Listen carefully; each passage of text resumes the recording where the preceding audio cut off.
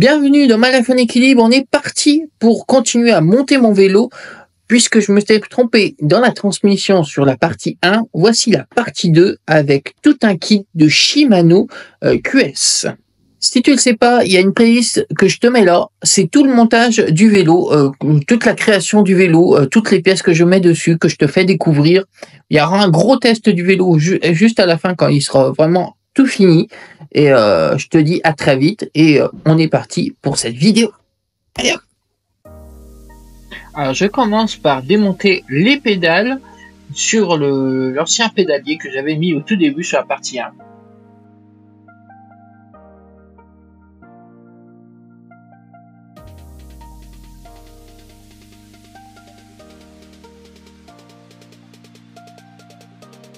Je dévixe l'axe du pédalier.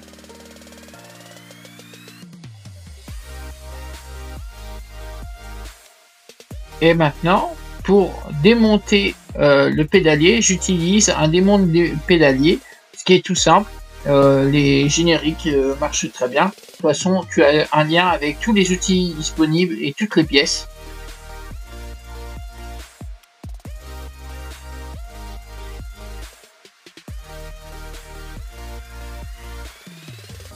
Et je démonte l'autre partie de la manivelle du pédalier. Pareil, avec le même outil.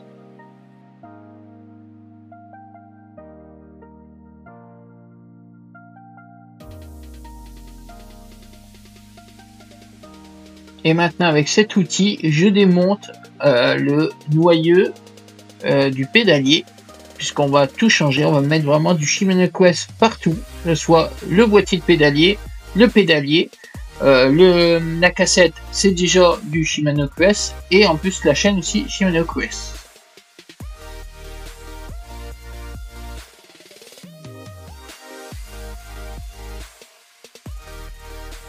Toujours avec le même outil, je fais l'autre côté.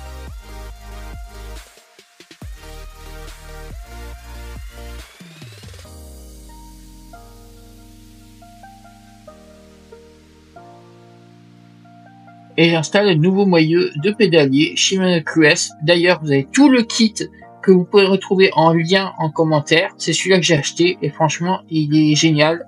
J'ai déjà fait des tests avec. Je peux vous dire qu'il est super fluide. Vous pouvez monter partout en musculaire. Franchement, c'est très bien. Faites attention dans le montage parce que vous avez un côté droit, un côté gauche. Donc vous voyez avec le R et le L, c'est marqué dessus, c'est très bien indiqué. C'est même marqué la direction, comment il faut tourner pour visser. Vous avez eu besoin d'une clé un peu spéciale. Elle peut servir aussi pour démonter les freins à disque. J'avais fait une vidéo d'ailleurs sur les freins à disque Shimano et en fait c'est la même clé pour aussi les noyaux de pédalier. Et donc vous vissez aussi l'autre côté, n'oubliez pas de mettre bien les rondelles. Il y en a un peu plus sur le côté pédalier que le côté manivelle du côté gauche.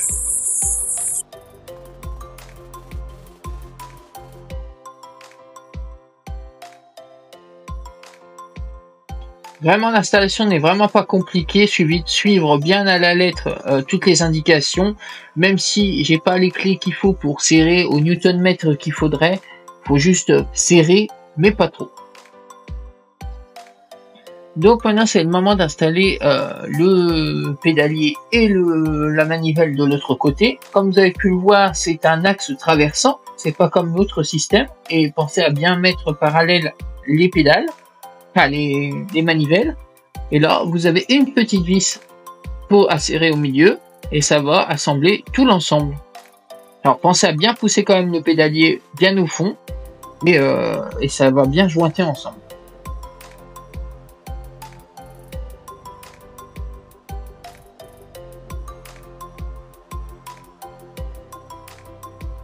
Maintenant, vous pouvez réinstaller les pédales. Alors, vous avez une clé BTR que vous pouvez serrer de l'autre côté ou alors avec une clé plate. Ça, c'est comme vous voulez.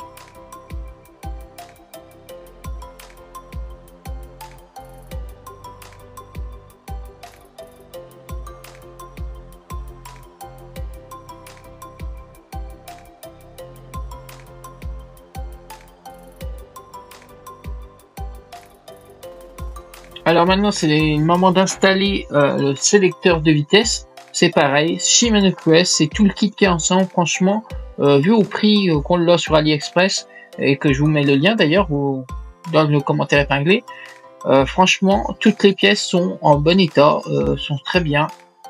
Ça semble très vite, très simple. Le montage est vraiment pas compliqué. Même un novice dans la mécanique peut carrément monter le kit.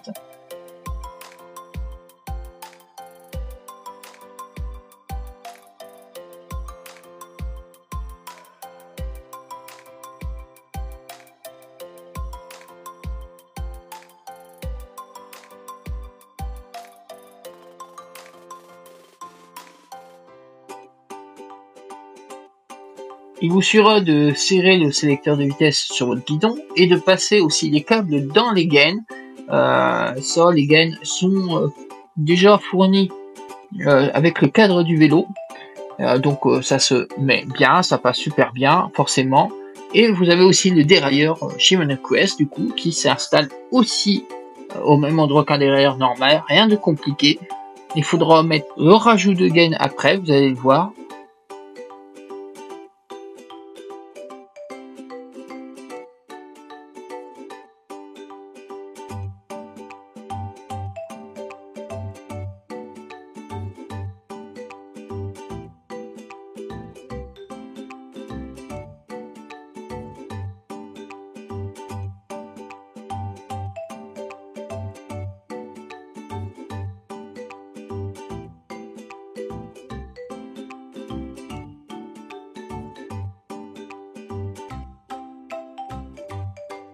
Alors c'est le moment de poser la chaîne sur le dérailleur et tout ça. Pas très bien compliqué à mettre, mais comme on n'a pas de base d'une chaîne de départ pour la longueur, bah va falloir que vous faisiez la longueur vous-même en posant la chaîne.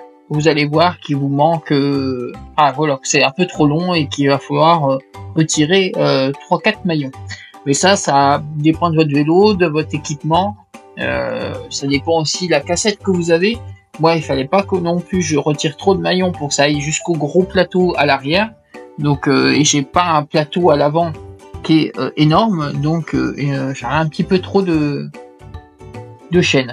Et après, bah, c'est parti pour le réglage.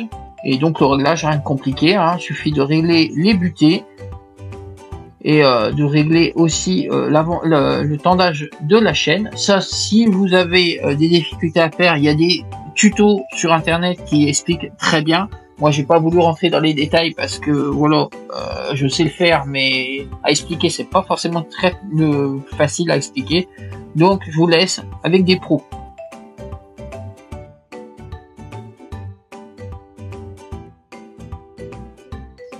Et du coup, bah voilà, après je teste toutes les vitesses passent bien, c'est super fluide, sans bruit, franchement nickel, ça change la première partie où ça a merdé, que ça voulait pas passer. Donc avec tout le kit, vous avez aussi une nouvelle cassette, donc je me retrouve avec 2 cassettes, donc j'en aurai une de rechange quand les pignons seront un peu usés.